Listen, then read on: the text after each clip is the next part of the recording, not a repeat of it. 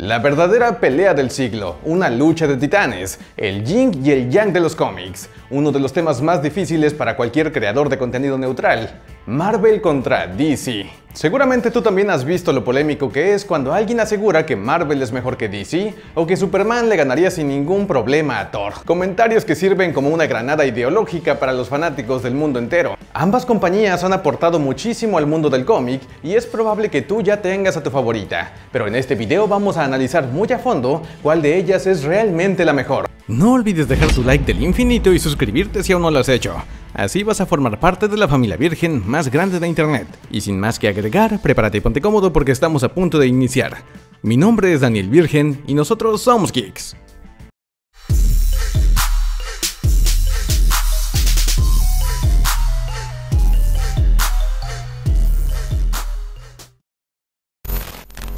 Entrar en este tipo de temas es un terreno muy delicado, así que vamos a ser lo más neutrales que podamos. Y para comenzar a analizar todo esto, tenemos que responder a la siguiente pregunta: ¿cuál de ellas aportó más al concepto de superhéroe? Y para hacer esto, tenemos que comenzar nuestro viaje en la década de 1930. Según los historiadores, el concepto del superhéroe moderno nació en 1938, con la publicación de Action Comics número 1 por parte de DC Comics, que en aquellos entonces se llamaba National Comics Publication. Este cómic histórico marcaría la primera aparición de Superman y de muchos de los conceptos clásicos de los superhéroes que siguen utilizando hoy en día, como el uso de capas, mallas ajustadas o incluso el típico look de la ropa interior por fuera. Un look que fue diseñado por el dibujante Joe Shuster para que Superman se pareciera más a los levantadores de pesas de los circos. El atuendo, poderes y la historia de Superman eran tan innovadoras para la época que el personaje se convirtió en un éxito inmediato que vendió millones de ejemplares. Cuando esto sucedió, otras compañías y escritores intentaron replicar el éxito de Superman creando a sus propios héroes. Personajes poderosos con habilidades especiales que se dedicarían a combatir el mal. En esta época de grandes ventas y cientos de superhéroes, que después sería conocida como la Edad de Oro de los cómics, el mundo vio nacer a personajes icónicos como Batman, el Capitán América, el primer Capitán Marvel, la Mujer Maravilla y muchos otros. Superman entonces fue el responsable directo de la creación del concepto del superhéroe. Sin embargo, todos los personajes de esta época compartían una característica que puso la existencia de los superhéroes en peligro. Resulta que durante las historias inocentes de la Edad de Oro, todos los héroes eran personajes completamente buenos, con vidas perfectas que se llevaban bien unos con otros y que disfrutaban del hecho de tener poderes y ser héroes. Este tipo de personajes funcionaron muy bien durante la Segunda Guerra Mundial, una época en la que el mundo necesitaba creer en personajes perfectos, pero el público comenzó a leer otro tipo de historias cuando la guerra terminó. Esto hizo que la mayoría de los superhéroes cayera en el olvido. Sin embargo, años después, Marvel estaba a punto de revolucionar el concepto del superhéroe con el cómic Fantastic Four número 1. Este cómic de 1961 representa el nacimiento del héroe moderno, ya que nos muestra por primera vez a un grupo de personajes que no siempre se llevan bien y que sobre todo no ven a sus poderes como un don, sino como una maldición. Tan es así que Ben Grimm, o sea la Mole, a menudo tenía historias que tenían que ver con su aspecto físico. Este concepto fue como una bocanada de aire fresco para los lectores, quienes regresaron a comprar cómics de superhéroes. Marvel entonces comenzó a explorar a este tipo de héroes con personajes como The Hulk, quien tenía que luchar con su alter ego monstruoso, y sobre todo Spider-Man, un joven que sabe que su deber es ser un superhéroe, ya que un gran poder conlleva una gran responsabilidad, pero que no tiene dinero para pagar la renta, no es el más popular en la escuela y que tiene una vida amorosa bastante mala. El éxito que Marvel tuvo con estos personajes también hizo que DC fuera capaz de cambiar el concepto de sus superhéroes y mantenerse vigente con el gusto del público. En otras palabras, DC creó el concepto de superhéroe, pero fue Marvel quien lo revolucionó años más tarde. Otro punto muy importante dentro de los cómics es el concepto de los crossovers, historias en las que vemos a muchos héroes interactuar para detener a una amenaza mucho mayor o peleando entre ellos. Este tipo de historias no solamente son importantes porque a todos nos gusta ver a nuestros personajes favoritos interactuar, sino porque te dan la idea de que cada compañía tiene un universo compartido. En este caso, la primera compañía en realizar un crossover de superhéroes fue DC, con el cómic All Star Comics número 3 de 1940, un ejemplar en el que vemos a la Sociedad de la Justicia, el primer equipo de superhéroes del mundo en el que veíamos a personajes como Linterna Verde, Flash y Hawkman combinando fuerzas.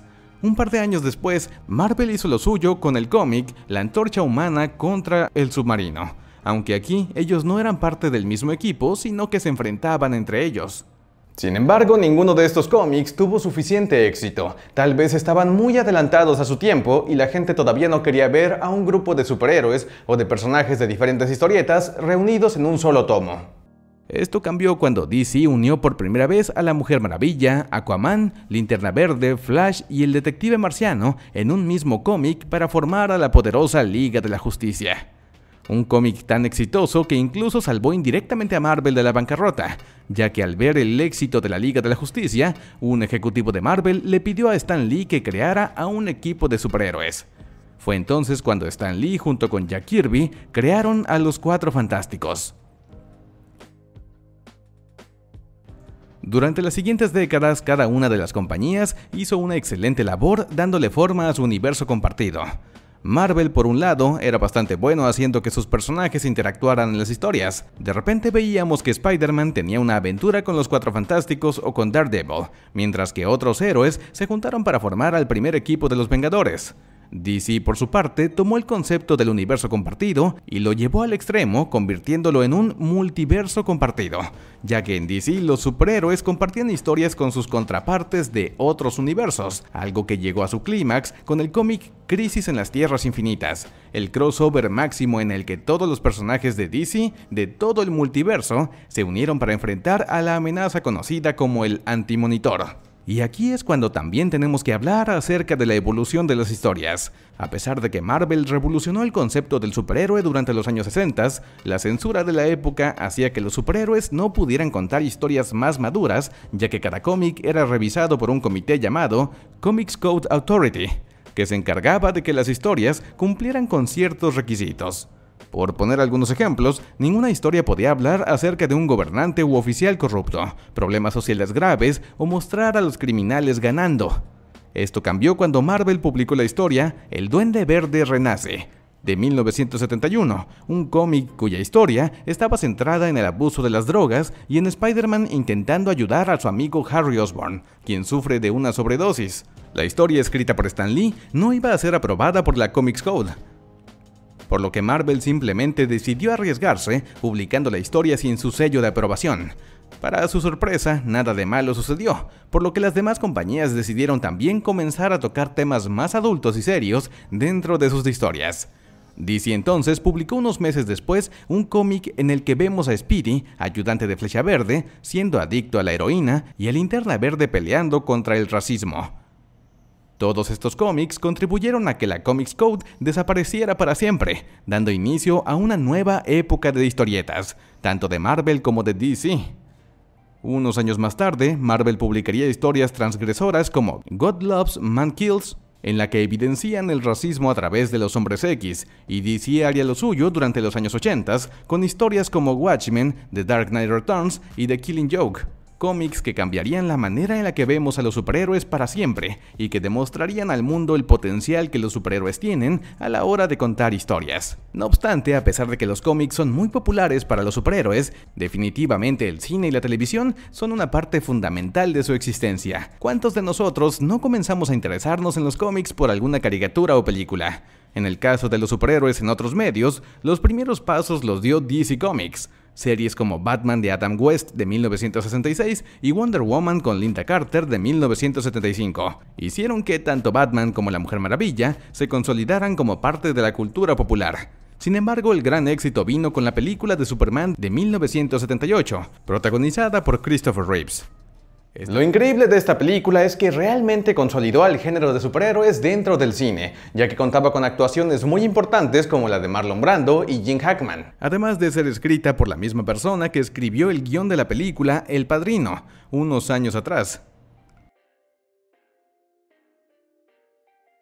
El éxito fue tal que la película se llevó una mención honorífica en los premios Oscar de ese año por sus efectos especiales, ya que realmente era una película que nos hacía creer que el hombre podía volar. Lamentablemente, películas como Superman 3, Superman 4 y todas las horribles películas que Marvel intentó hacer durante los años 80 como Punisher, Capitán América y Howard the Duck hicieron que la gente perdiera la fe en este tipo de cintas durante mucho tiempo. Es cierto que las películas de Batman de Tim Burton también obtuvieron la aprobación de la gente a principios de los años 90, pero realmente solamente fueron dos buenas películas que posteriormente tendrían horribles secuelas. Afortunadamente, durante los años 90, las cosas en la televisión iban bastante bien. Marvel Comics nos sorprendió con algunas de las mejores caricaturas jamás realizadas, como Los Hombres X y Spider-Man la serie animada. Mientras que DC se encargó de hacer todo un universo compartido de excelentes caricaturas como Batman la serie animada, la Liga de la Justicia Ilimitada, Superman y Batman del futuro. Series animadas que hoy en día son consideradas grandes clásicos. Todo esto cambió cuando Marvel estuvo a punto de caer en la bancarrota otra vez y decidió vender los derechos de varios de sus superhéroes a compañías como Fox y Sony para que hicieran más películas. Gracias a esto, tuvimos una nueva época de películas de superhéroes en las que las franquicias como Los Hombres X y Spider-Man demostraron ser bastante taquilleras. El éxito del cine de superhéroes estuvo a punto de caer con varios tropiezos como Daredevil o Catwoman, pero entonces llegó la trilogía de The Dark Knight de Christopher Nolan a demostrarle al público masivo que los superhéroes son capaces de contar historias complejas a través de personajes de cómics. El éxito de todas estas franquicias hicieron que Disney, ahora dueño de Marvel, se atreviera a hacer uno de los proyectos más ambiciosos de la historia del cine: crear un universo compartido conocido como el Universo Cinematográfico de Marvel, un universo que al día de hoy comprende 22 películas y ganancias arriba de los $22,000 millones, convirtiéndose así en la franquicia más exitosa de toda la historia. Pero más allá de esto, gracias a las películas vivimos en una época en la que podemos encontrar a los superhéroes en todos lados, desde loncheras y playeras hasta programas de televisión, videojuegos y muchas películas. Tal vez esta sobreexposición a los superhéroes es demasiado para muchos fanáticos de antaño, pero no debemos olvidar que muchas personas ahora leen cómics ya que fueron fans de las películas primero. Todos estos son solamente algunos de los muchos ejemplos de cómo las compañías se han ayudado a lo largo de los años. Cuando sabemos esto, es imposible determinar si DC es mejor que Marvel o viceversa. Con tantos superhéroes en todos lados y con tantos fanáticos de Marvel y DC discutiendo, es fácil olvidar que ninguna de las dos compañías hubiera sobrevivido hasta el día de hoy sin la otra. Y es que es precisamente a través de mejorar las ideas del otro que ambas compañías han tenido la oportunidad de crecer y madurar, y además mostrarnos historias que los primeros escritores de cómics jamás hubieran creído posibles. Finalmente hay que recordar que los verdaderos ganadores entre toda esta interacción de compañías somos nosotros los fanáticos, y también el concepto del superhéroe, el cual al parecer no va a morir muy pronto y le quedan bastantes años de vida todavía. No olvides dejar en los comentarios lo que piensas sobre este tema y también suscribirte para participar en el sorteo de estos dos increíbles cómics. Nos vemos a la siguiente. Yo soy Daniel Virgen y nosotros somos Geeks.